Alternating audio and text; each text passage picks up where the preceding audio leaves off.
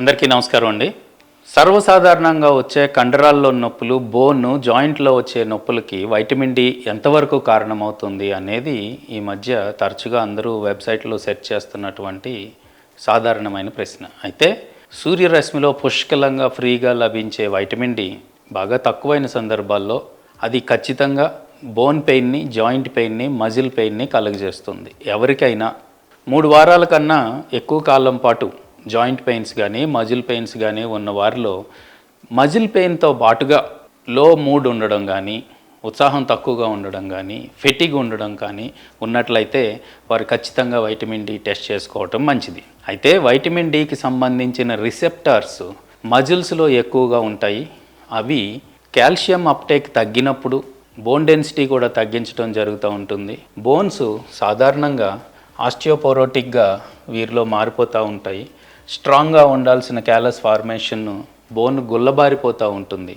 దీంతో పాటు ఎక్కువ కాలం మరింత తక్కువ డెఫిసిట్ ఉన్న వారిలో జాయింట్ పెయిన్స్ కూడా రావడానికి కారణమవుతుంది. చాలా దీర్ఘకాలికంగా వైటమిన్ డి డెఫిసిట్ ఉన్నవారికి నెర్వ్ హైపర్ సెన్సిటివిటీ ద్వారా ఉన్న నొప్పి ఎక్కువగా అనిపించడమే కాకుండా నెర్వ్ పెయిన్ కూడా కారణమవుతూ ఉంటుంది. అందుచేత వైటమిన్ డి అనేది శరీరంలో ఎప్పుడూ తగిన స్థాయిలో ఉండడానికి కావాల్సిన జాగ్రత్తలు తీసుకోవాలి. అందులో ముఖ్యమైనవి ఉదయాన్నే సూర్యరశ్మిలో కనీసం ఒక 30 నిమిషాల పాటు వ్యాయామం చేయటం, సూర్యరశ్మి శరీరం మీద పుష్కలంగా పడేటట్టు జాగ్రత్తలు తీసుకోవడం, వాటితో పాటు హై ఫ్యాట్ ఉన్న ఫిష్ కానీ, చీజ్ కానీ, వెజిటేరియన్స్ అయితే mushrooms, green peas, fortified milk, ఇందులో వైటమిన్ డి పుష్కలంగా ఉంటుంది.